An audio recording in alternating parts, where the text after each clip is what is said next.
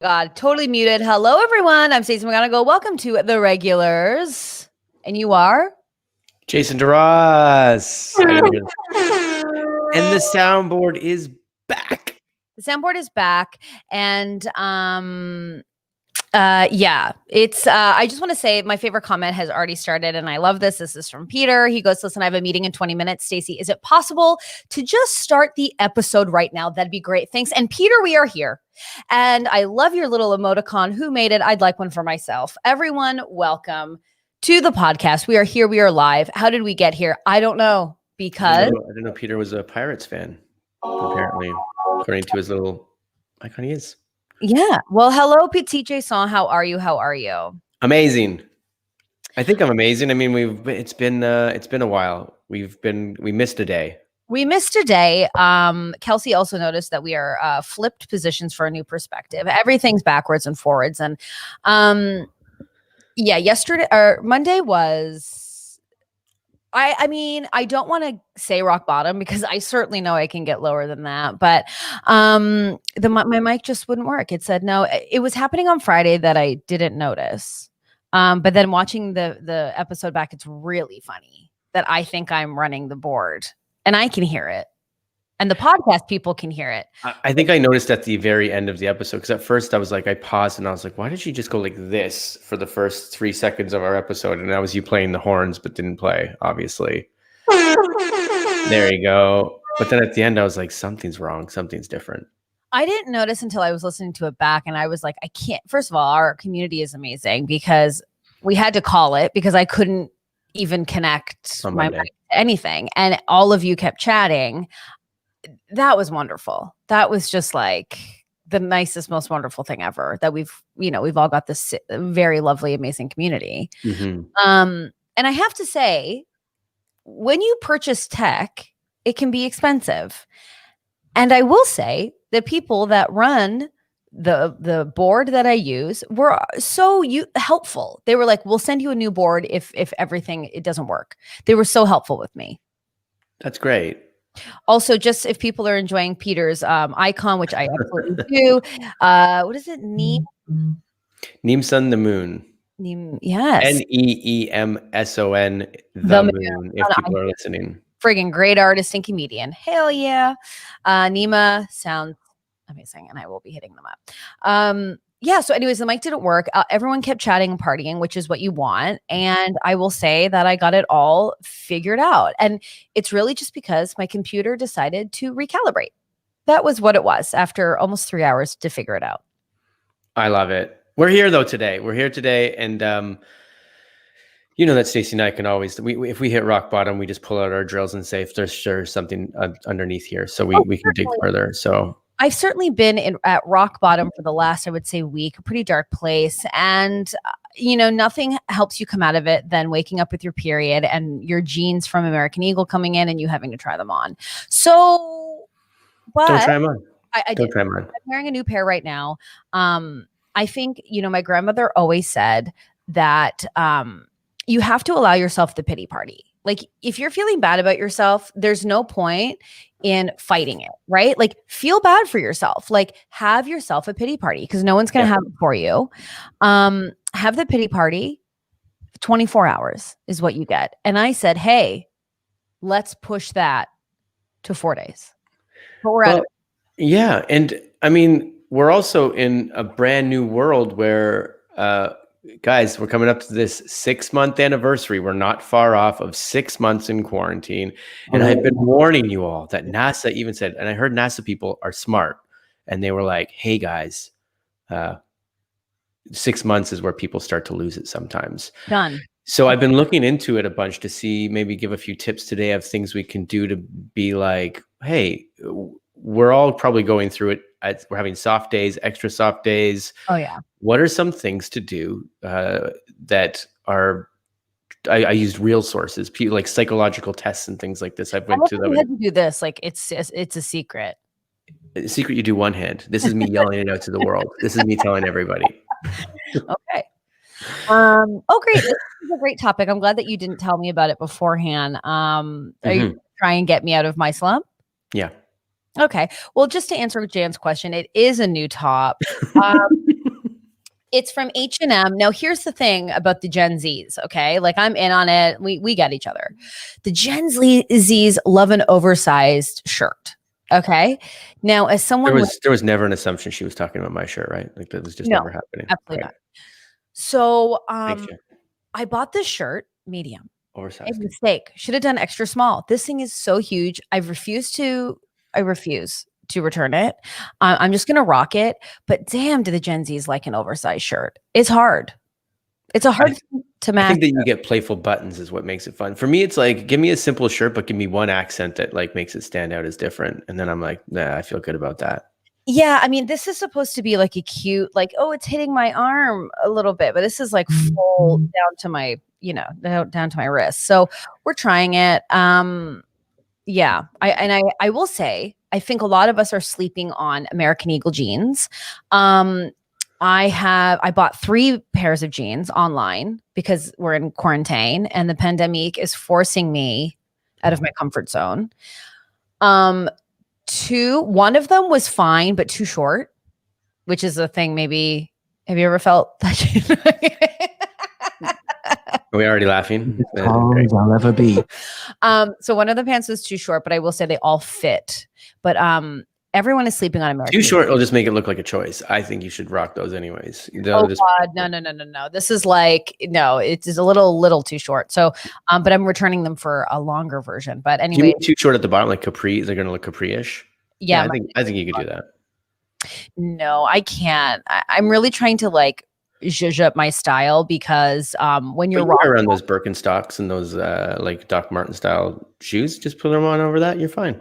Yeah, but when you're wearing a crop jean, like, again, this is another chapter of you getting better with women stuff. When you're wearing a cropped jean, it really needs to graze the ankle. Anything above, it looks like a shrunken pant or a too long capri. So, Haley says, how do you buy jeans online? I have shit luck every time. So I am really lucky and unlucky in that when you are shooting commercials, they take your sizes. So I know that what my waist size is. And I am someone who never checks the size guide when shopping online, but I've started to do that and I'm finding more success. Yeah, and you can do that at home. I mean, most of the time now it's like when they ask you to come in, they ask you to do their sizes yourself, and they'll even like give you an instructional thing to how to do it perfectly and properly. Yeah, I will agree that these American Eagle jeans stretch out super easy. So I put them on today. Oh, I might be too loud in your headphones, Jay.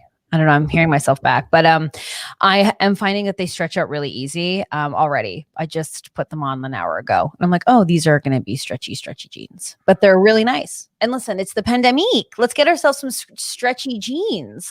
I can't put on jeans anymore that go, hey, A&W twice this week. It's like, shut up, Gregory. You know? Yeah. And twice this week. That means 5 times I didn't have it for dinner. So get out of here. It's so true. And Elizabeth is agreeing with me on the American Eagle jeans. They're really good. I highly. Elizabeth is also redoing 2 rooms because she saw the 6-month thing coming. She's like, you know what? Let's just get in the headspace of getting something done. Listen, a lot of things are happening to me as well. I totally agree with that. I don't know how you're feeling, Jay, but like 6 months in, like, you know how many businesses I've thought of starting? I have a problem. Yeah. A problem. Yeah. But what you're going through is completely normal for everybody right now. Oh, is it? Yeah. Especially the people that are like you and I who don't have, because some people are still going to work. My brother still goes to work because he has to. He's an essential worker. So there's people doing that. But the people that are like stuck in their house, yeah, they're going through a lot more. And that's just the way it is. I mean, obviously other people are going through things on a different level, like essential workers. I'd be so scared to go to work as like an essential worker, but we're going through some psychological stuff back in our own places. Are you guys doing this funny thing where you convince yourself you have COVID for 3 days because you're so tired, and then you just finally take a nap and then you wake up and it's your period? You know what I mean? Like, that's kind of what I'm dealing with. My ending of that story was not the same, but the rest of it was pretty much the same.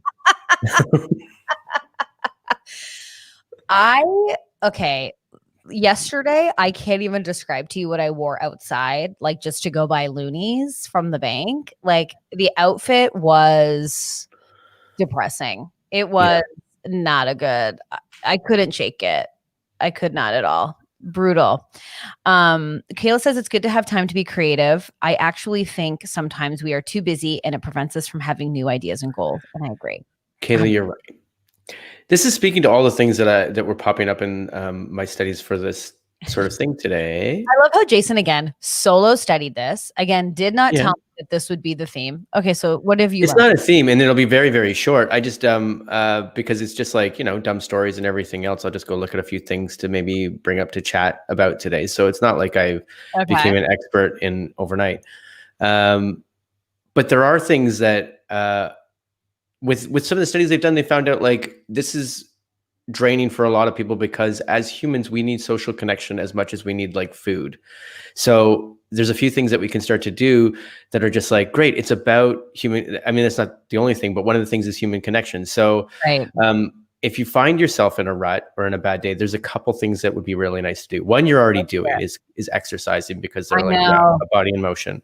It sucks, but it's so true. Yeah, because there's so many different things physically that's happening to your body right now. If you just don't get out and even in your day-to-day when you're like not exercising, you're still out and about and walking on a normal day. But right now we're not necessarily doing that. So like do that, which Stacey's already doing. Check mark. But two is one of the other things is human connection is very important because our body, like we just need it.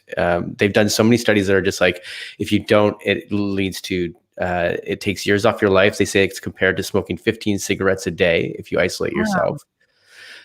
So they're like Zooms, yes, but even like get out just in the sun and social distance for a second because that'll help you out so much. The sun's big too, right? Because someone had sent me vitamin D. Yeah, the sun's important. A vitamin D supplement, especially now that it's like the fall weather. I'm taking that right now. Vitamin D and vitamin C. Yeah, I'm doing both of those. I'm going to buy those today. Yeah. 5,000 milligrams or IUs, I believe, of vitamin D a day. Take that. You don't even know what an IU. You don't even know what an IU means. You just I don't, but my doctor just told when I went to the doctor the other time, he goes, "This is what you need." Then? No, it was the same doctor. I had a physical, and he was like, the one thing that came back bad the same time. We talked about this like a week ago. I only went one time, to the one doctor. Okay. What did he say? He said, "You're very low on vitamin D."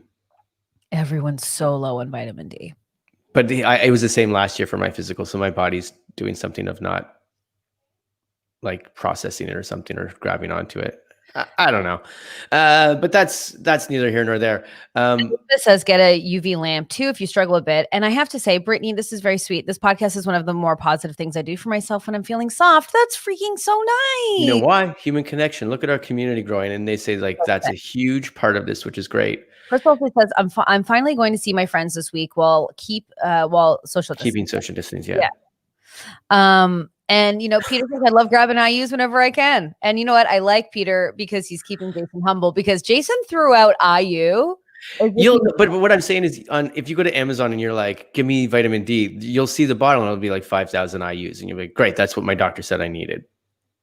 He said, that's the normal dose. Yeah. Okay. Do you know what mg is? I mean, that's obvious, right? Milligram. Yeah. So I use just another unit of measure. I have zero idea. Okay. I just want to keep you humble because when you research things. You want to keep me humble. Okay. So when did confidence enter this mind at any point? I don't know. I couldn't tell you. I will say maybe I'll skip by this really quickly, but like the one last thing that I will say that's great, and another reason maybe why this podcast has been because we have people lighting up on the pod that this is one of the things that helps them out. Yeah, is set yourself some sort of organized things, like have a schedule, and that will help you out because we're so used to like having a schedule, and if we don't have one, that messes with our brain so much. Peter, well, Peter messes around with like 8 or 9 IUs. Usually, he's trying to watch his figure. And Jan is coming in. It means internal unit. So there we go. Oh, international unit. Sorry, she says. And Elizabeth 5,000. is really coming forward and being really lovely. She says, my hair looks great today. Elizabeth, you look great today. Great. You know what? That wasn't even in the research that I did, but compliments have to go a long way. So that's great. But I want to say this. Sorry, my phone just went off. Schedule has always been really hard for me. And Me too. You and me are the same though in that way. yeah. And like, I hate to I'm pretty sure, and I'm working this out with my therapist, but if you know me, it would be no shock, or have listened to this podcast. I'm pretty sure I struggle slightly with ADHD. Like I have like many different, my mind is like running a million miles a minute. It's really hard for me to focus. When I do focus, it's like hyper focused. So like all of a sudden I'm editing a video and it's been like 5 hours and I forgot to have lunch, So scheduling, even as a kid, has always been really hard for me. Like I was scared of authority, loved rules, wanted to be good, but I was like, I could never finish my homework. You know what I mean? Because we're both people that are like, oh, so when's it due? 9 p.m. Okay, so 8:55. That's when I'll start working on this then. Exactly. So deadlines and scheduling, it's like, listen, I have so many journals. I'm not even kidding you. I'll show you on my desk right now how many journals I have, because I went to the dollar store deciding to get organized. One, like 2 things written in it. Where's your passion planner is the only question 2 for me. Here we go. It's right here. That's the most important one. Yeah. Also, I remember being in like elementary school and being like, I know that it's Friday night and I just have this amount of homework to do, and if I did it, I would enjoy my weekend. You would enjoy the weekend. But I don't do it. You just sit there and you watch the TV and you're like, okay. Exactly. I'm like, party. I'll do it after. I'll do it after. I'll do it after. And then Sunday night hits and you're like, I have to do this homework. And then Monday morning hits and you're like, well, I guess there's a way to do it on the bus. 1,000, Jason. Yes, 1,000%. And the problem with me too is, what? Go ahead. You know what happens? You do it successfully, and then you're like, so then Friday night hits, and you're like, well, I know I could do it Monday on the bus. That's the problem. That is the fucking problem. Because, okay, I'll tell you this story. This like encapsulates my whole life. I had to take this extracurricular class when I was taking theaters, when I was in my theater program at York, and I took an online film class where you had to watch on like CBC or TVO or some shit. They would play like an original movie. I don't know. They'd play like a movie from like the 50s, whatever, earlier.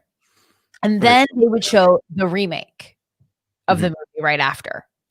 Who through both, I don't know. But you had to watch it and then you had to write a blog about it. That was the whole class. Okay. The first day that the online blog was due, didn't watch either movie, talked about the lighting and the obvious ode, like the obvious nod to the original with the lighting. I got an A+. Do you think I watched any of those movies moving forward? No, I didn't. And I got an A+. I figured it out in grade 8 or 8th grade, however you want to call it, because I had to take the last few months off because my leg going through surgery. You had a leg thing.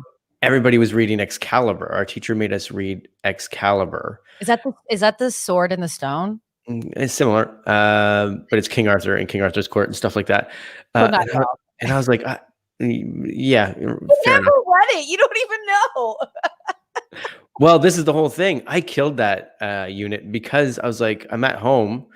I just rented the movie and watched the movie. And I was like, it was so easy. Took 2 hours, watched the movie. I was home on my couch anyways.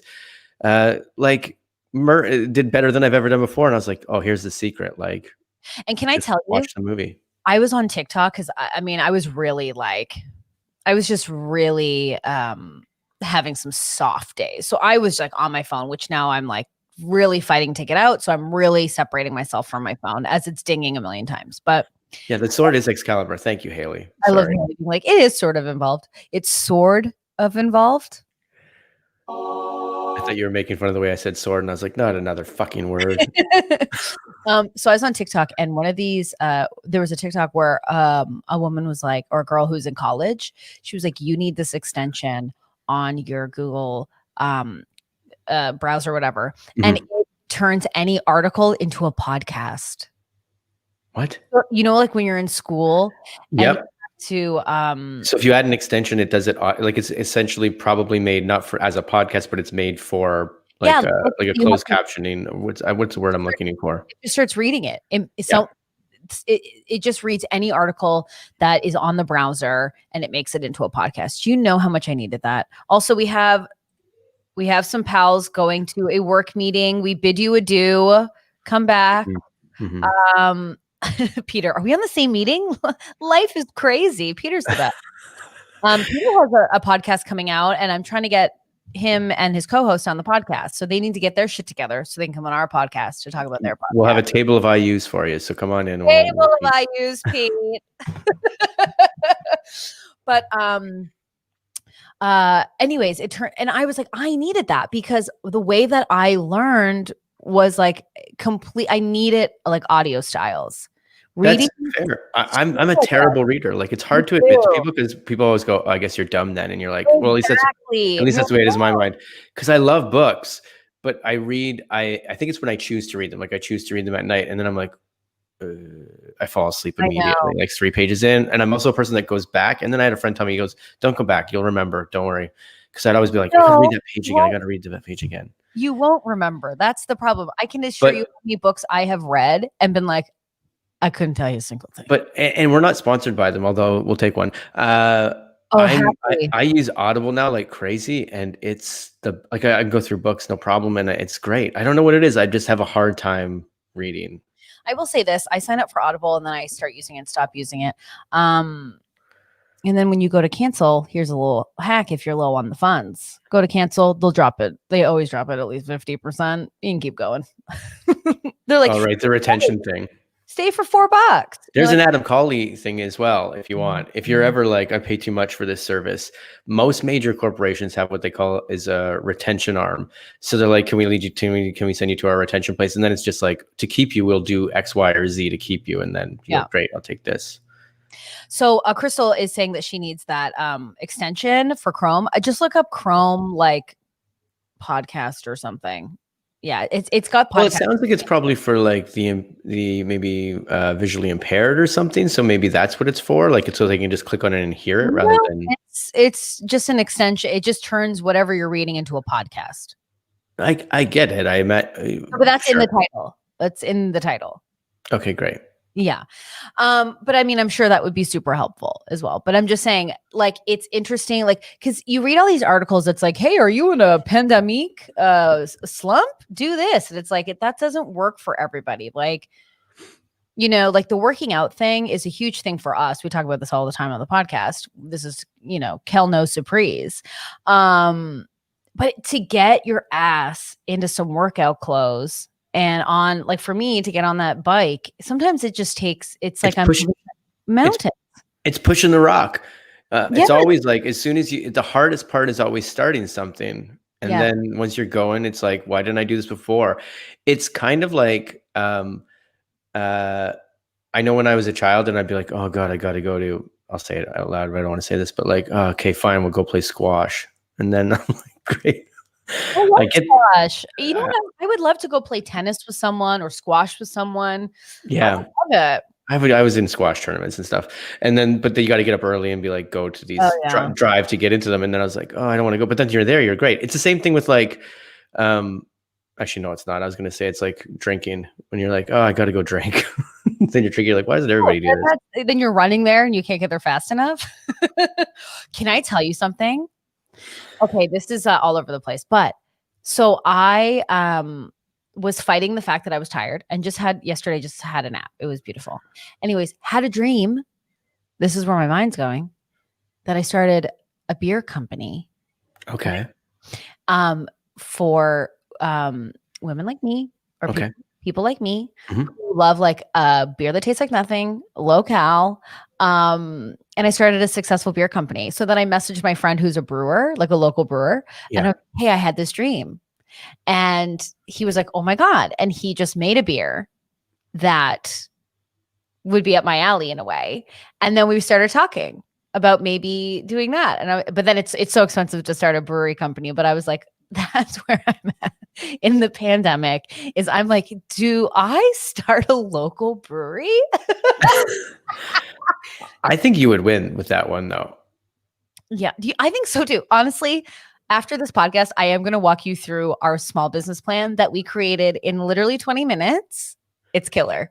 It's how many marketing like campaigns are focused solely on women for beer? Oh, you should see this Coors Light. So like everyone here on the podcast knows me. I love a shitty beer. I love ending my night with just like a tall can of shit, you know, like a light beer. And so Coors Light, which I do not like, unless they want to give us money, then hey, try it for the summer, you know? Yep. They're trying to advertise to women where it's like, it's bra off o'clock, time for a Coors. I'm like, anyone who's coming home, ripping their bra off and cracking a beer instantly, you got to be like, Lisa, are you okay? What happened? Yeah. I feel like a lot of this is like that lady's bra's been off all day. All day. And she's just been trying to fix the window air conditioning in her trailer. And like, that's about it. Or she's like, you know what? I called in sick. It's 2:00. I'm cracking a Coors. I don't give a shit. Have you been watching Cobra Kai at all? Did you watch any of that? I'm going to start, but I haven't started. They bring up like the main character drinks Coors Banquet and they just keep bringing it up, but they call it the full like Coors Banquet. And I think it's hilarious. Yeah, it's obviously. I'll have a Coors Banquet, please. And I'm like, you sold me. This is a marketing ploy for sure. And I next time I go, I'm buying Coors Banquet. Coors Banquet's sick. It's really good. I do like Coors Banquet. But I'm telling you, okay. That it's called a banquet makes this terrible beer so classy. The packaging on a banquet, hold on a second. So Brittany is saying, get me in that plan. That is my hobby, visiting breweries. Okay. Yeah. Because my go-to drink is definitely beer. I love red beers. Wow. Okay. So you need to start a full line of ladies' beers. Let me tell you, when we get off the pod, I will walk you through what we've done. I actually think it's good. I'm not, there was never a moment where I was like, I don't know about this one. This one seems like a home run. I know it does seem like a home run, but it's quite expensive. You got to go through like, you know. Out of all the people, a show about Cobra Kai and karate, Snake King says, I heard that show is, I thought he said horrible. He said horribly good. Snake King's loving Cobra Kai. I was about to say horrible. I thought he said horrible. I was like, no, Snake King, you're ruining my world. Brittany just wants to pour the beer. I'll send you beer, Brittany. If this happens, for real, the OG Regulars crew, if the beer launches, listen, you're getting a case. You're getting a little taster sample. There's no doubt about it. No doubt about it. Yeah, I'm really excited. But you know how like crazy it is when your friends go, Stacey, just relax, just go home, stop trying to monetize everything. And then I have a little nap and I go, I'm going to start a beer company. You know, alcohol is way too gendered because it is. It's so have you ever seen a wine marketed to men or have you ever seen a beer marketed to women? Like what the hell's going on here, guys? Let's all get into all the drinks. I also think beer gets a bad rap, much like bread does, right? Because everyone's like, well, beer is sure. So calorie. It's like, you know how tasty a vodka soda is? Not at all. Not at all. Anyone having a vodka soda, I'm like, why? Why even waste your palate on it? You know? We can't be the first people having this conversation. Like if there's marketing people at alcohol companies, they've had to have had these conversations. I mean, the thing about like alcohol is, I bet you Kelno Surprise again. It is run by white straight men who are like, hey, you know what women do after they work? They take their bra off. It's like, no, they don't, Charles. Okay, fucking relax, you loser. How's your This was from a very quick marketing research thing. So what happens when you go home? Well, I'll take my bra off. Good. Okay. Thank you very much. Thanks for coming in today. Get out of here. Get out of here. Got it, guys. We figured out women. If they get to vote. Anyways, fellas, let's all show our schlongy dongies. It's 4:00.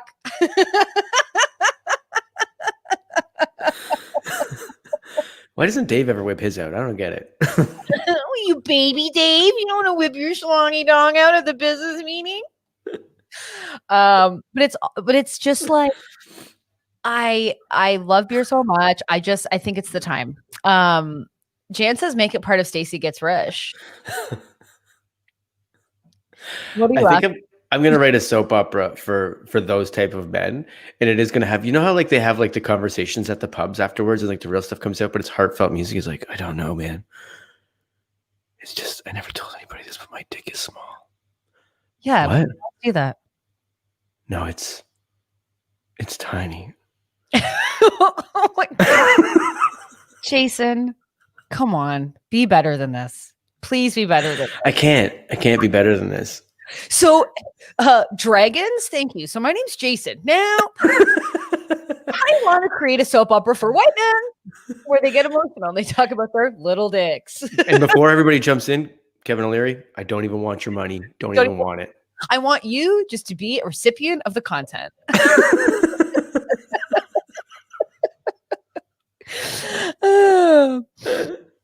Oh my God. Okay. So Brittany says her other hobby is planning breweries, kind of like when girls plan their weddings when they're younger. I love this. Brittany, you and I are the same. I already see the brewery. It's cute as all hell. You've got some partners today because I think it was Elizabeth also said she wants to jump in on the tennis with you. So like you can walk out of here and just start playing tennis and doing breweries with everybody. I just think there's like, I just think there's something in it. What are you laughing at? Haley's comment. Isn't that what guys do when they get off work? Yeah. How small's your dick? Pretty small. See you, Brad. That was very vulnerable the other day, what you told me, man. I was about to say a very personal story about an ex-boyfriend. I'm not going to, but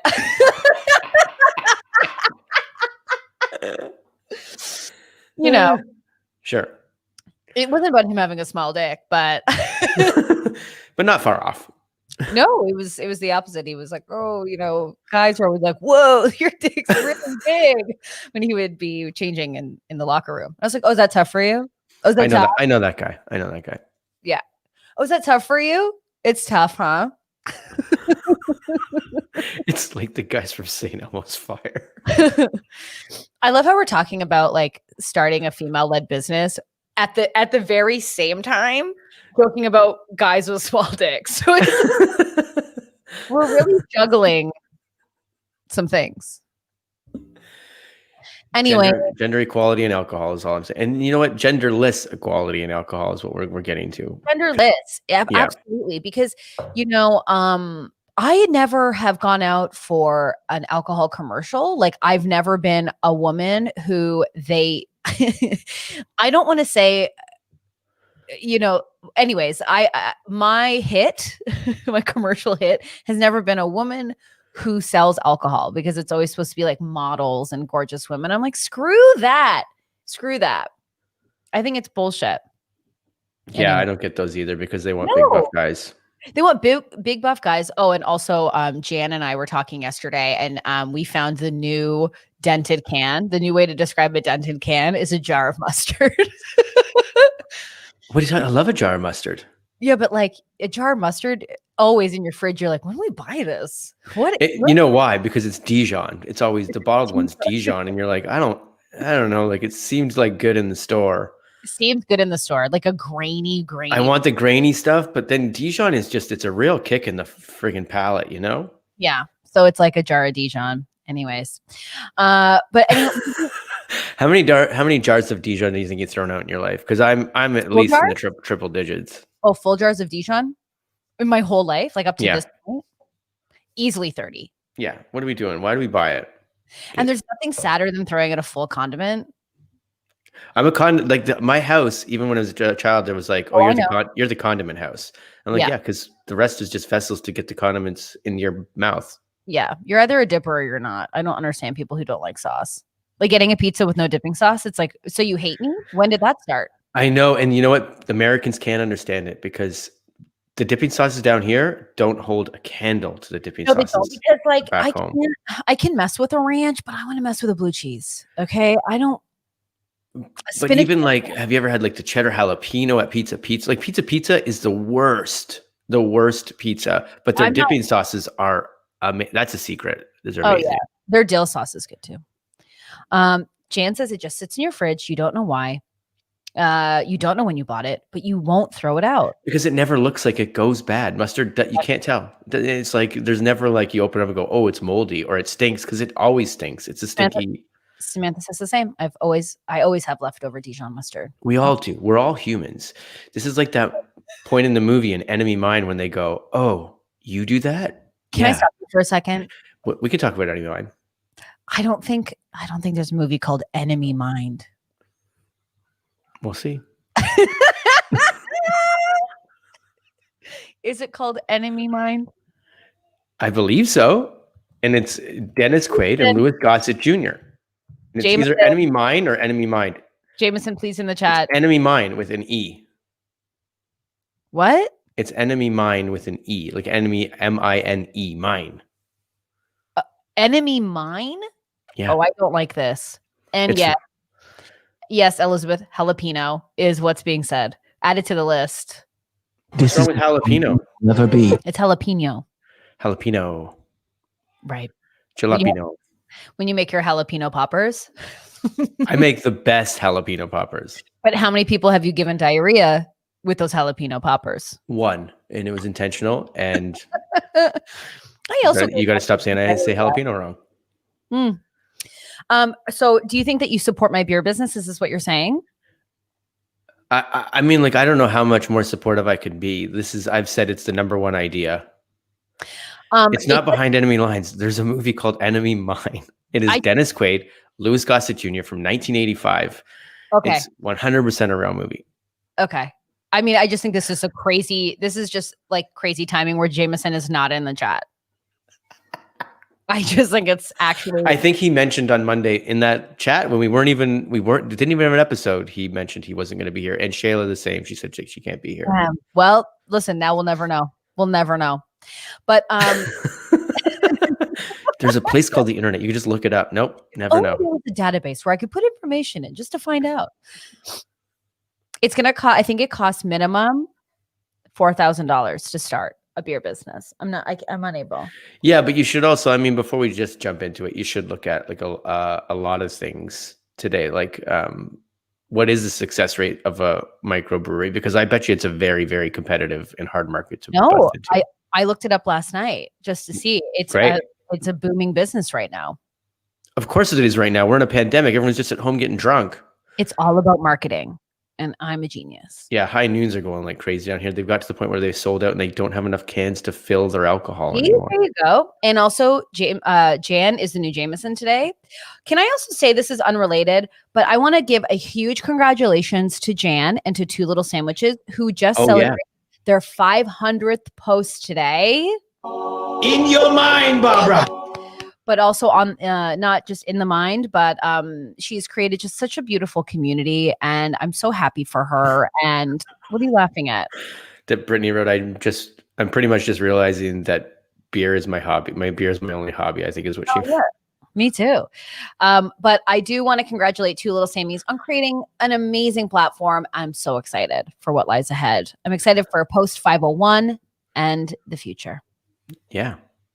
Yes. Thank you. I'm excited about this beer business now. Are you? Have we come up with a name? Oh yeah. Okay, great. What is it? Are you worried about people stealing it? I'm not worried about people stealing it. We're allegedly trademarking it right now, anyways. We're allegedly trademarking it. Jan, it's as tall as I'll ever be. That's the name of your tall cans. Oh my God, that would be so. Oh my, are you just going to market it with like Regulars sayings? That would be the best. Well, it's not a Regulars beer. You're not involved in it. I mean, know. You want to give us money? Do you want to invest? Not if I'm not involved. Well, you can be involved. Okay, I'm involved. How much money do you have to give to the project? I can go sell some things right now. What would you sell? I have a baby seat that Charlie grew out of that you probably can't sell because like it's been used, but amazing. Like a car seat. I don't know. Great. Let's do that. I threw it out yesterday.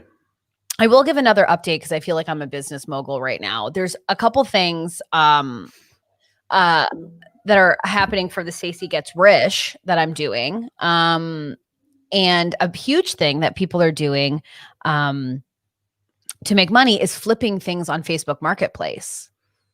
Yeah, which is weird because right now I don't want to meet up with a stranger to even like have the transaction. You know, I know, but you can do it. I mean, but in California it's different. But where we are, like in Toronto, oh right, going up. But like, you know what I mean? That's a huge thing. And Stacey Gets Rich is happening. It's happening. I love it. I found a new camera. You know me, I love to buy things that I don't need, but there's a brand new camera that I'm considering buying to help along with my Stacey Gets Rich journey. Yeah, you've made Jeff Bezos a trillionaire at this point. I know there's a camera I really want that would allow for vlogging and better things and vlogging the process. So that's also, I've got the new camera, the beer business, things are happening on my end. I love it. Do you? That's great. All we need is an Audible sponsorship to really navigate this financial quandary. I love it. Allegedly. What is the name of your beer? What are you just you're bypassing it because you don't want to say? Well, I just I want to get it. I want to get the ducks in a row, and this then is not launch date. Okay, great. I get it. It's not launch date. Save it. But I think the idea is really good. And I'm not just saying that to be an asshole. Once it's all together, you know what we should do is I should get all my ducks in a row for it and do a full presentation on the regulars and walk you through the beer and open it up for investing. Perfect. Did you just get emotional? No. We should do a Dragon's Den where I come on and I do a full presentation on the regulars live and you can tell me what you think of the product. I get to be a dragon. Yeah. A revamped St. Pauli's girl. Is there already a beer out there marketing to women called St. Pauli's? What's happening? Okay, so Elizabeth is so here for me and my Dragon's Den episode. So you'll be a dragon. Yeah. Okay. So I want to be all of them. Okay, great. Can you get some wigs and different suits and Yes. stuff? Okay, cool. So except it might be Shark Tank because like Shark Tank. See, the States don't know. Shark Tank was based off a Canadian idea called Dragon's Den. And it's even the same people. Kevin O'Leary started it in Canada and then brought it down here. It's wonderful. So it is the Shark Tank. But you know what? I'm going to do the Shark Tank people because they're more interested. I mean, I'm going to be Mark Cuban. It's going to be so fun to be and that'd be great. Robert Herjavec, he's on it too. He's on it too. Yeah. So if you are running out of TV to watch like I am, can I highly suggest finding Dragon's Den because there's something about it being Canadian that makes it fucking hilarious. Sure. Also, Snake King is talking about a beer that says it's an old beer with a woman as their image. Isn't that every beer? Do you want a Budweiser? I'm telling you. Yeah, no one knows shitty beer like me. I'm telling you, this is going to be it. So I will make a full presentation because I love to make those. And you can come on. And you know what? Maybe we'll get two little Sammys who's like a food and drink connoisseur. We'll have her on. And you guys can be the dragons. Yeah. Dragons, sharks. The dragon sharks. It's dragon in England, I think, too. But yeah. Can we call it the Dragon Shark Cave instead of the tank? Why don't we just make up our own? Oh my God. You and me and Jan on a show where we have to invest. Every episode, we'd be like, this sounds fucking amazing, you guys. Welcome to the hamster wheel. And when we're medium on an idea, the people have to get into a hamster wheel and pitch us while running around. Yeah. Okay, good. I really like this. And then we just have those bottles beside us. We're like, good. Mm-hmm. I love that we're the hamsters. They're not the hamster. Well, we are, because in Dragon's Den, they're the dragons, or Shark Tank, they're the sharks. So the people pitching an idea are pitching to the sharks. No, but we can't be the I want us to listen. Okay, so we got to be something else. Well, I'm only saying that because we're all in ruts right now, and I really want us to have an animal that's empowering to us. Okay. What is the animal version of a crusty Dijon mustard bottle? Because that's what Jan, Jason, and I will be. Yeah. I love this. I need to figure out what that animal is because it's killing me right now. Oh, Haley says Casual Friday should be Mr. Wonderful. Absolutely. In a robe. It's sea cucumbers? Is that what we are? I don't know. Ew, Jason. What's with you today? You're talking. We've trashed Dijon mustard to the point of it's just dented can. It's something you throw out, and then it's like you cry. No, but I'm saying. But then you said, well, what's an animal version of that? And then you're like, why would you give a shitty version of an animal? Because here we go, Jan. No wrong. Lobster trap. Yeah. Welcome to Lobster Trap. Armadillos. Possum. I do like pigeon, even though it's spelled wrong. Except you know what? I think I'd like to keep it. Welcome to the park bench. The pigeons are here. That's great. Listen, the park bench ain't bad. hello pigeons, and we go, whoo.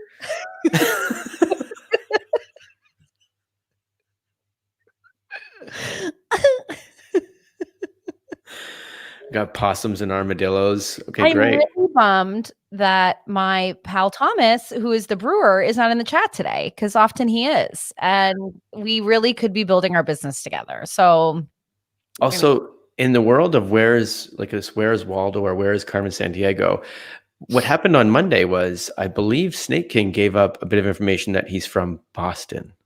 sick. I believe that happened. We live, we love. I think that came up. So we're on our way to figuring out who this person is. Okay, we love that. Snake King unveiled. It's not your fault. It's not your I was going to say it's Ben Affleck for It's sure. not your fault. It's not your fault. Isn't every LA park bench a pitch sesh? You got Absolutely. Welcome to the park bench. it. Life is like a box of chocolates. What's your chocolates? Let's go. Chocolates, bitch. And then we make them get on the bus if we don't like their idea. Oh my God. Fuck, Marie. I love that. Get on the bus. Get on the bus. Here's your ticket. Get on the bus. Get on the bus. What happens if they win? Oh, I don't know. I don't know the money that. Do you think it was really their money?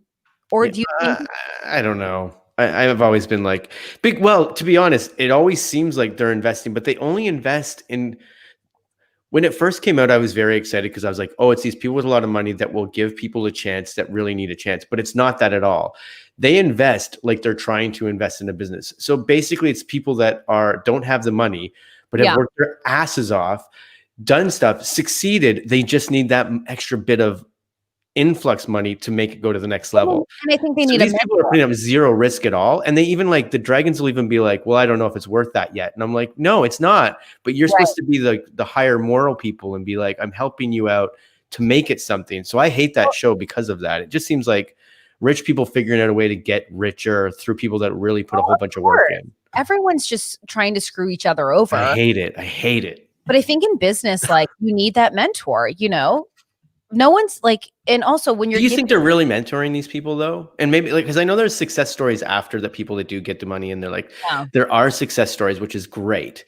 So I kind of go, okay, cool. But do you really think like the guy that runs Boston Pizza and does all of this other stuff is really putting a lot of his own time into these things? Or can we talk about the CEO of Boston Pizza? He looks like your grandpa. Allegedly. Oof. Oof. You kids want to go get some pizza? All right. And who I love is Arlene. I love Arlene. Arlene has a podcast. Arlene, there does seem to be people that do have like stick up for the little guy a bit. And those are the people that I love. Arlene doesn't take any shit. And also I want to say this. She has a podcast with Jan Arden. It doesn't get more Canadian beautiful than that. That's true. Jan Arden, we must protect at all costs. We love Jan Arden. What would Dr. Creek be without Jan Arden? Nothing. Yeah.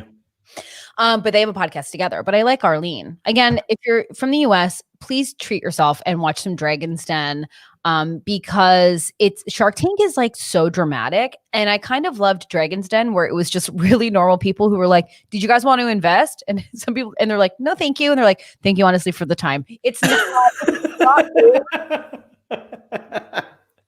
it's not rude. It's not like in the first season, most of the inventions have to do with hockey. So like, you know, I remember seeing a friend of mine on Dragon's Den because they were a general manager for a coffee shop. And I was like, what the fuck were you doing on Dragon's Den? And he's like, surprise. Anyway. Melissa lives next door to the original Boston Pizza. Let me ask you this. Is it in Boston? Probably not. She's like Burlington, actually. Burlington, Ontario. Kayla says that podcast sounds like an amazing, which the Jan Arden, Arlene Dickinson. Yeah, I haven't listened to it, but I'm going to now. Absolutely. I'm telling you, I've been listening to so many, and this is the thing I'd like to pose to everyone. Am I the only one who is thinking about career shifts during this time? No, everybody is. I know, but I'm just curious, like here I am starting a beer company in front of you guys. Like what are in the chat, and if you're listening to this, tell us on our Instagram.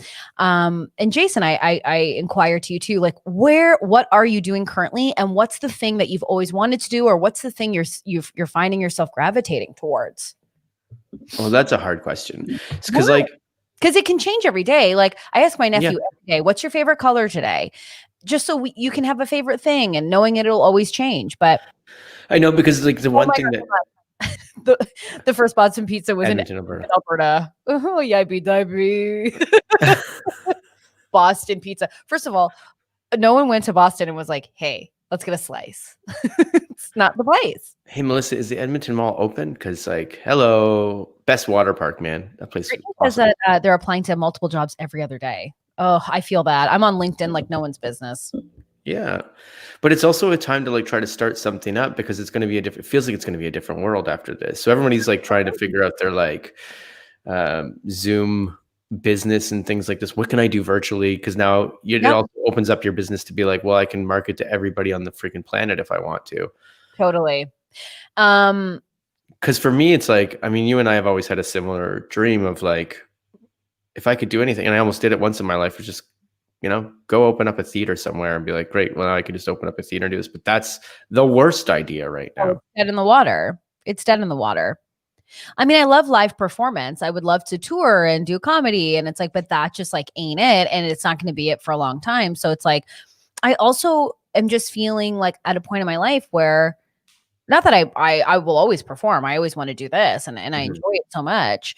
But it's like, you want stability. Like being in isolation, I'm like, oh man, like I'd love to have a house and a backyard and like a little Fiat, my little car where I drive around with my dogs in the back. Like, and so I'm like, and I'm so not a person who, as you know, like is patient. So I'm like, okay, what's the thing? What's the thing? I'm just curious, like what people are thinking about. I'm curious what Elizabeth is thinking about, because she said that she got way too in touch with herself and it made her wish that she pursued entertainment, but now that's not looking like that's an option. So why is that not an option now versus any other time? Like right now, it seems like people are just getting built by learning about self-producing things and doing exactly what they want to do. Exactly. Because here's the thing, Elizabeth, I'll tell you this, this is obviously a very, it's not the easiest time to jump into the entertainment industry, but what I will say is I feel like there's a shift now for people finding connections with non-celebrities. Like people are on TikTok and their favorite TikTokers are like teachers who just are funny, or a woman in Alabama who makes really cool like farmhouse DIYs. Like I think there's a shift. Angry grandma, a guy that just talks to his grandma and lives with his grandma. Love that. There's one that always makes me cry, makes me miss my grandmother so much. And she always wants to give him money and he's always driving her around. Oh, love them. I feel like now is the time, and there's so many opportunities to do whatever you want. I mean, YouTube is still there. People are still making money and still finding community there. I mean, I'll make that suggestion again. Elizabeth, you want to get in the entertainment industry? I suggest that you and your husband start an indie band. You've already got it. You've already got like an album cover, I think. Maybe I'll be a DIY blogger after I successfully complete my 2 rooms. Exactly. Put it out there. We decided to put this podcast out there for 2 weeks, we thought. And now we have this incredible community. When the mics go down, the chat still stays. So it's a really special thing. I'll say this. If I was doing that right now, if I was DIYing 2 rooms, one of them wouldn't be in my house, because that's just physics, which is terrible. Oh my God. Brittany says, I just want to be able to afford to live by myself. I'm done with roommates. I get that. Sometimes I'm like sitting up being like, oh my God, rent is due. It's like, how can I sustain? I absolutely get it. I recommend everyone live by themselves at least once. It's really wonderful. So my question to Brittany is like, what do you want to do? What's something that you can sustain? What's something that you can find yourself committed to? Beer. Hello. Haley wants to be a stylist and forever freelance writing while serving occasionally, but trying to exit the service industry. Hell yeah. Yeah. Everyone needs style. You know what? It's so crazy. Like even being on TikTok, and I know I sound so old saying that, but being on TikTok and seeing how much my style has evolved from people just showing me what I can do in my closet. It's like starting from there.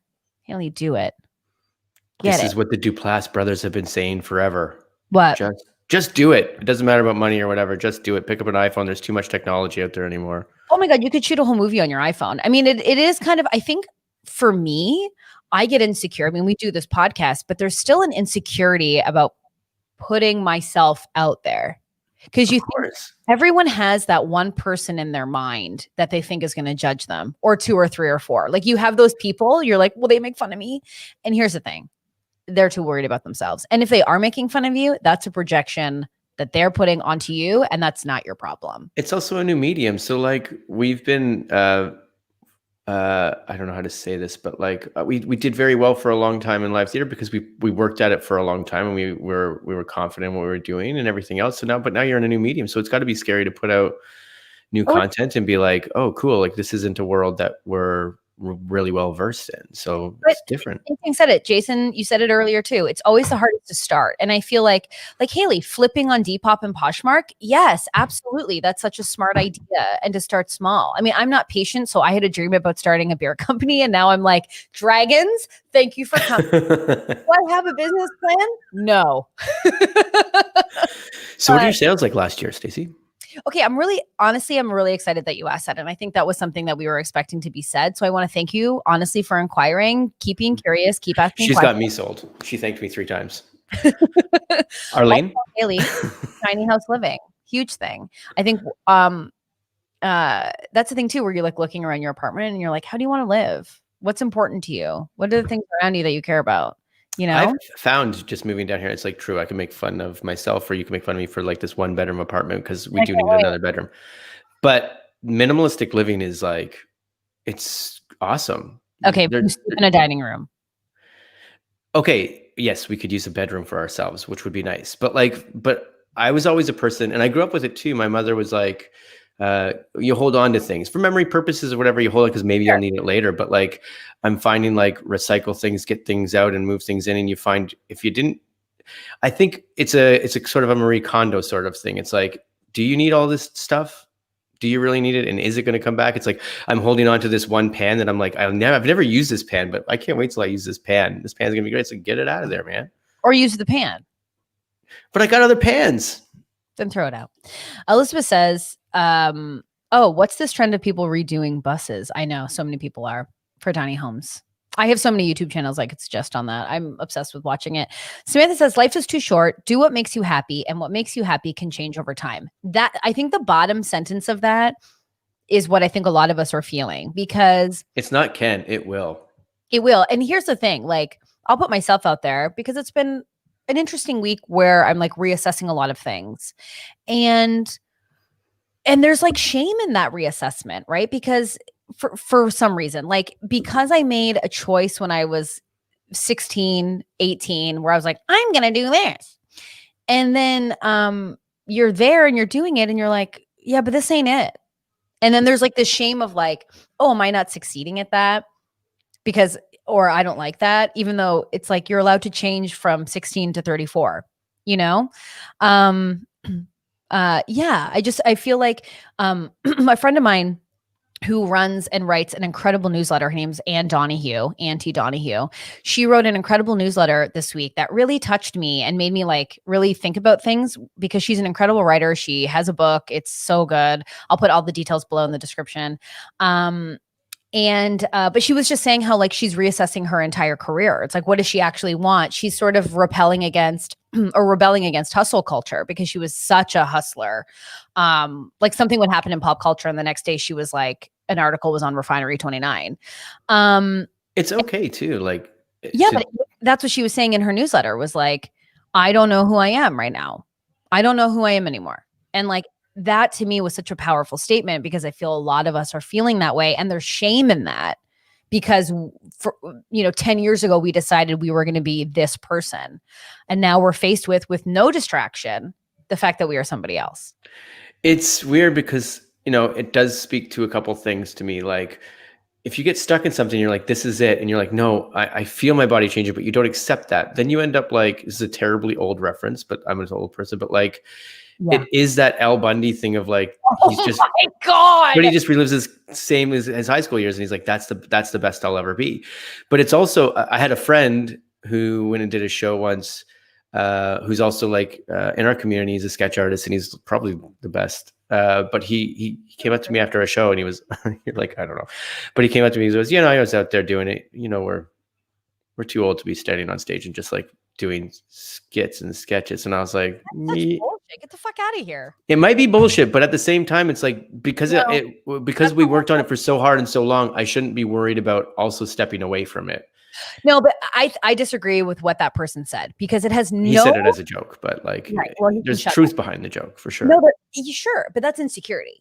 Because for me, it has nothing to do with me going, I'm too old for blank. Fuck that. Fuck that. Fuck that 1,000 times over and 1,000 times again. Mm-hmm. No one's too old for anything. If you're 85 and you love getting on stage and the audience loves it and you love it and you get a lot out of it, keep fucking doing it. Of course. If you're in something that's not fulfilling, or you're feeling a change or you're feeling passion to do something else, we need to be okay with that change, Yes. I think what I'm speaking to is because you're right. And even Elizabeth says you're never too old, which is true. I saw this thing this week on, I think it was someone's story, but they put out a quote of like, I'm sick and tired of hearing about all these under 30 lists. Like, tell me about the person that's like 67 and just wrote a friggin' novel for the first time. And it's like, yeah, that's true. That goes back to that saying is like, you're only truly old once your memories outweigh your dreams. So like have dreams, have wants, have desires always, and like keep pushing forward. And that's awesome. But I think these are all great things to say, but I think the thing that I'm interested in is how people are navigating that, because whenever I keep dreaming, it's like, but no one's talking about this weird resistance to change. There's this internal resistance to be something else or try something else. There's like you're almost like you're giving something up. I certainly feel, in that circumstance where it's like, I've been talking for a really long time. Even when Renee and I were doing Regular Girls, it was like, I love the idea of being an entrepreneur. Like I kind of wanted to get into business and I like that. And I'm interested in that. And I find that I'm consuming so much of it. We'll talk about someone who's moving on, like coming out with a cookbook and like walking away from the WWE and totally that evolution is amazing. And like, when you see people that make a shift in their life for themselves, you see like an energy shift, and I feel like, but it's an interesting thing because I think a lot of people are going through that currently. And obviously we're seeing that in the chat too, like Brittany saying the fear of instability, right? It's like changing from doing something different from what you did before. It's like, you don't know the scope of that. You don't know how that works yet. You can't take control of it. And that's something that you and I have lived through on a very large scale. Like I was working when I was in my younger years, I was working in an office and I had a job that was like that regular trajectory of like, here you go, and stability's there and everything else. And then I was like, well, I'm going to go do comedy for a living, and quit my job in a blaze of glory. And then you're out there and you're like, whatever. And also making the move. I guess people don't know how hard it is, but to make a move from one country to another and be like, okay, cool, we got to go through that process and like basically start over again in a new country, and it's a lot. So that fear of instability is obviously super true. Yeah, and I also think there's a fear of a pivot. Like I was in LA, I fucking hated it. I hated the second I got there. I didn't like it. I moved because someone told me I should. And I did. And I like lost my own agency. But then there's shame in the pivot of like, oh, I don't like this. I don't want to do this. And I think there's also like the thing that we have to remember is, like I posted a thing on my Instagram the other day where it was like, there is no timeline, right? Like we think like we should be married. I should be married. I should have kids. I should have a home. I'm 34. So like, am I going to have kids? Am I going to do like, we've put this like timeline on ourselves. And some of it is biological. Yeah, some of it's true, but like, so what? But like, or like, oh, I haven't found the love of my life yet. I'm 34. I'm fucked. I'm going to be alone forever. It's like, no, like, but we have to, but like when we're in the pandemic and there's no distraction, it's so easy to fall into the desperation of that timeline. Does that make sense? Yeah. And I think it speaks to like Elizabeth just asked the question, which is a really long answer, but the short of it, like, God, how did Jason make a decision? We'd be here. we'd be here for weeks and we'd still have more questions. But that was the easiest one I ever made, I think. And it's big or whatever. But that's because So you needed a change and you would hit a point where you needed something different to be happening. no, I don't think so. I think what happened was I followed a path for a long time because I was doing what I was expected to do or what I thought life expected me to do. And then as a hobby, I started taking like a comedy class. But the second I realized, I was like, I was like, you're talking about your move to LA. no, Okay. not the move to LA. I'm talking about just getting into comedy in general and walking away from like a 9-to-5 job.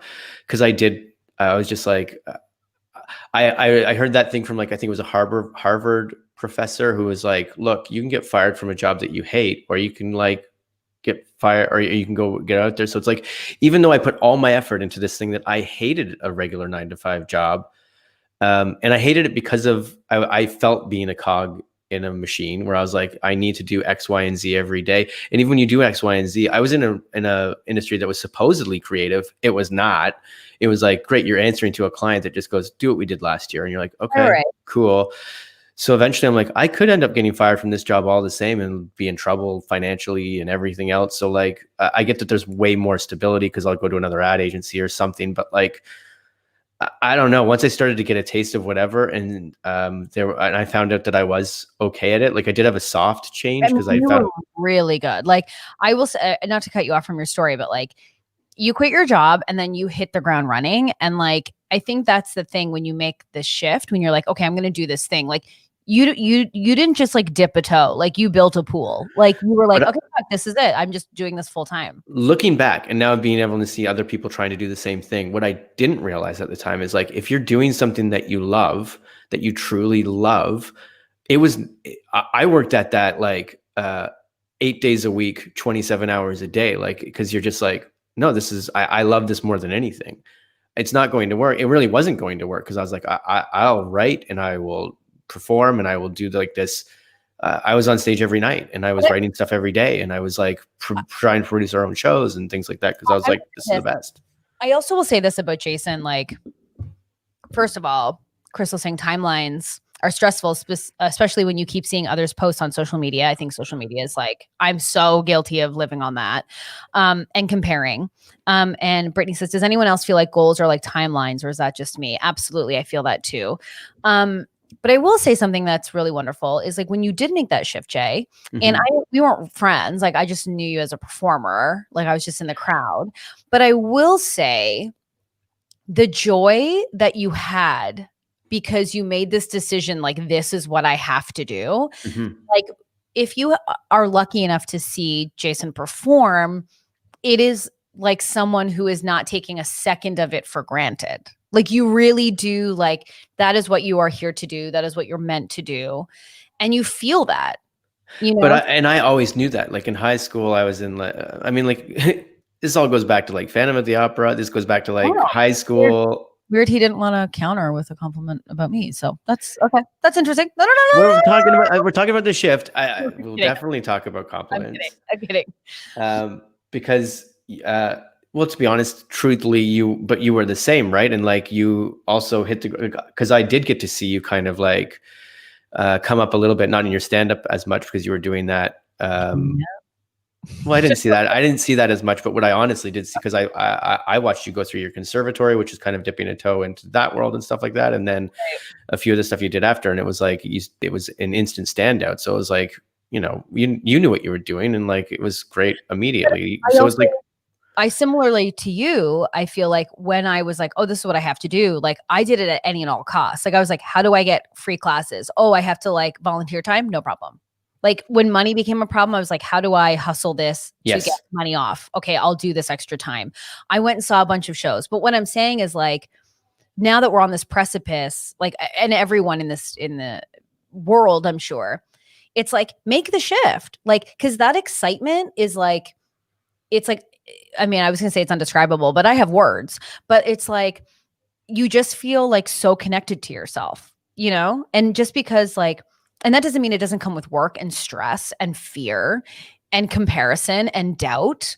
I can give a few tangible things that would be helpful if you're actually like, well, how do I pivot? And one is to because Brittany just put out about reluctant to make goals. You can set small goals, but make them make short-term goals first and then long-term goals after. And they don't have to be. I always use a metaphor of the snowboarding thing, but look 15 feet down the hill and don't look down the whole hill, because when you're on the top of a mountain, the bottom of the hill can look daunting, and it's like, don't do that. And we're also saying this as hypocrites, right? Because like I've just had a very soft week, like told totally Jason, like, what the fuck am I doing? Like, but it is, I think admitting the fear, I think admitting insecurity makes you human. Like, and I'm saying this as someone who's learning to not make it palatable and happy all the time. I'll agree, but this is where it's not hypocritical. You and I mean, we're both like, I'm almost 20 years into this, and what you're like 15 years into this as well, right? Yeah. Like, so it's not that we've been unsuccessful. We've done pretty well. So unhypocritically, some of the things that are important, if you are like, I'm going to jump into an endeavor that's going to be a passion, a couple things to do is, one, set goals, two, surround yourself with people, but also like, if you truly love it, you will do it all the time. So like, find out everything, you will learn everything. And it's so easy to learn things now with what's going on. What I'm saying is, it all starts with we have to stop judging ourselves for a shift. Right? Just because you made a goal at 18 doesn't mean at 34 you can't make the shift. And that doesn't mean totally shift and get interested in Elizabeth. And sometimes they have to. She goes, this pod is speaking to my soul. Why do I feel myself getting emotional? Damn COVID. We are all emotional. I think we're all just like raw nerves, and we've been without our I think we've developed new coping mechanisms just being in this, and new fears and new anxieties and new like schedules and new like, so it's new terrain for all of us. And I'm just like, I think we need to, and I'm saying this to myself as well, we need to allow ourselves to like, we have to develop patience, which I do not have. Also, because, I want my beer business now, I want, where's my office? But like, we need to stop comparing and just like really get quiet with ourselves. And what do we actually want to do? And then when we want to do that, go full fucking tilt, you know? And just know, like, because we're also talking about that we've worked very hard and done a lot of things. So it's very hard to speak to like, there's luck in this, but there's also that quote that I like to live by too, of like, luck, but luck is just hard work plus opportunity. Cause so like, it's literally putting yourself into a process of something and learning, and just putting yourself in a position that those opportunities will arise. And when they do, that's the luck. Right. It's like, great. When opportunities arrive, you're ready. But also, that's what's the problem, I think, with some of this stuff that's going on right now, when they go, oh, great, this person has 1 million likes and we're going to throw them in the movie. And then they go, oh my God, I'm having such a hard time and struggling. It's like, there is a difference of like, well, there has to be learning first. There has to be the process. There has to be a few things. Sure. 100%. I also, I just think it's like, I also say like, I think we're holding ourselves back. I think our greatest weaknesses are actually our greatest strength. Like when people like you see on social media, it's like the people I follow, I've realized like my shift in my own like social media timeline is not people who are like projecting perfection. In fact, what I'm gravitating towards. What are you laughing at? Every single one of our shows has shown our innermost vulnerable spots and like how we're just ruined people. And we're proud of it. Proud of it, because it's like, I mean, my goal on stage whenever I've performed is like, let me show you the Dijon mustard I am, in hopes of you sitting there and going, oh my God, I'm also Dijon. And going, great, we're fine. We're going to leave. But I think shifting, like we have the power to shift that into our lives. We do not need to be faced with things that do not feed us and serve us well. And I think like what you think is the worst about you is actually the best about you. And like, and I think loving that part of yourself will like bring in the best things in your life. I really do. Like whenever I teach, like if I've ever taught comedy or anything, I'm like, your biggest insecurity is your greatest gift, because you get to share that and make someone feel normal. That's your job, It really is. Also, okay, I know we're having an ooey gooey, like emotional podcast. I have to recommend this book. This book was given to me from my friend Meredith. She bought, we went on a girls trip like many, many months ago when life was different, and for all the ladies. And I highly suggest this book. I've talked about it before. It's called The Boy, the Mole, the Fox, and the Horse. And it's by Charlie Mackesy, I guess. Oh yeah, Mackesy. And he has an Instagram by the same name. I don't know if this won't focus, but I'll put it on our Instagram. Anyways, you can read this book forward to back, or you can just pick a page. And it has all these inspirational quotes on it, or just like words of thought or encouragement. And I put it by my door, and before I leave, which I never leave, but when I walk the dogs, I'll always flip through it and pick a page and walk and think about it.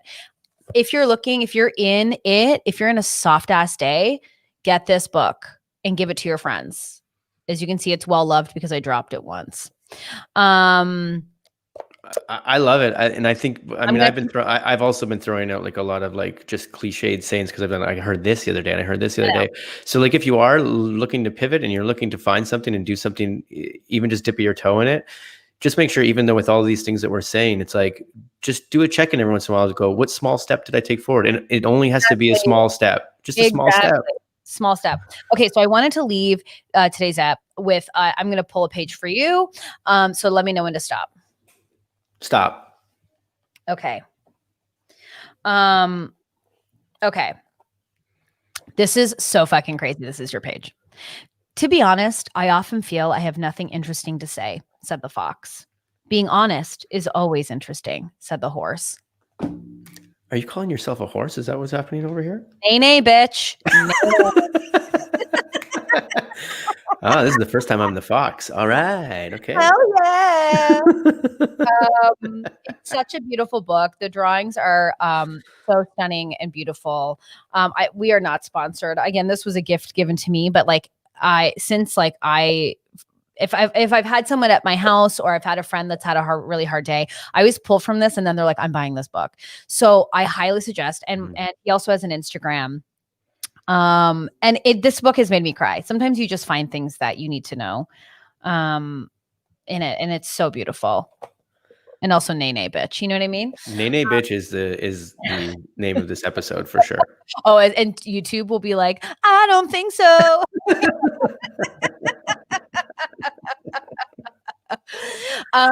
Well, friends, we're back. This was a beautiful episode. I loved every second of it. If you're listening to this and you want to watch it, you can go to youtube.com/theregulars. You can see my fun little blouse. Brittany was asking how you spell nay. Well, I wouldn't. It's Neigh. No, there's no way. Neigh. No, there's no way a horse. Guarantee you. IGH. Absolutely not. From a guy who has to read children's books every night, I can tell you right now, Neigh is Neigh. Well, I'm glad Glenn, who wrote that book, went to university one time because I can't even with that. It's simply too much. Crystal, thank you so much for saying this was a great episode. I certainly needed it. It's so nice to know like we are not alone. We have an amazing community. I love that the rule of no pervs has reigned and reigned through, and there is no pervs in the chat. Because this is such a wonderful community. If you're, like I said, if you're listening, you can also check out our podcast and or our Instagram. Geez, I've had a coffee. And let us know, where are you at? How are you feeling? Let us know. Check in with us. Join the community. We go live every day at 12:30 Eastern time, so you can join in the chat and get to know your best pals. Jason, is there anything? There's really like a nay conversation. We could stream for hours. Exactly, Kayla. NAY if you want to be trash. And hell yeah, girl, where's the can at? I want to go there. Is there anything else? We'll be back on Friday. Maybe we'll have a cheers to a tough week. Maybe we'll do a cocktail or something. Maybe. Let me know. The only other thing is no pervs, not now, not ever, Elizabeth. Not ever. Thank you, Elizabeth, forever and always. I cannot handle a perv ever. No, thank you. But we'll be back on Friday, and we will. Maybe we'll have a guest. Maybe we won't. Who knows? We're figuring it out. And keep us. Well, then, really quickly, do you want to make a cocktail for Friday? Do you want to throw one out there? We can do a cocktail. I got a Caesar in the fridge. I can hold off till Maybe Friday. we should make our best woman's beer. Our best woman. You're about, what do you mean what? We'll make our best beer that we would say. We'll bring our favorite beer. Bring our favorite beer. I don't want to gender these things. This is ridiculous. I'm just saying, let's bring our favorite beer. So I'll do a beer at 12:30. No problem. No problem at all. Great. I'm already smiling just thinking about it. So bring your comfy clothes, bring your favorite beer. We'll have a nice little chat on Friday. We adore you all. Is there anything you'd like to say, Jason? That's it. Bring your beers. Friday. See you then. See you then. You're all doing the best. And if you don't Oh, wait. Sneaky just put up. This is the last Friday of the summer. Whoa. Let's have our summer beers, baby. So Friday is summer send-off. So bring your vibes. Maybe we'll do some talks. We'll definitely do some talks. We'll do a deep dive on talks, and we'll do some favorite talks, and we'll do some favorite memories of the summer. Maybe it's a walk down memory lane too. Okay. This is as tall as I'll ever be. All of our stories are going to be like, so I was in my house because I was quarantined. Yeah. I love it. And you know what? Okay, this is going to be a full-blown thing, which I love. We'll also start making our vision boards for the fall. Memories of summer, plans for the fall. Surfing. Got exactly. You. Great. We're already upset. I adore you all. Have the best Thursday and Wednesday evening, and we will see you all on Friday. Bye. Bye.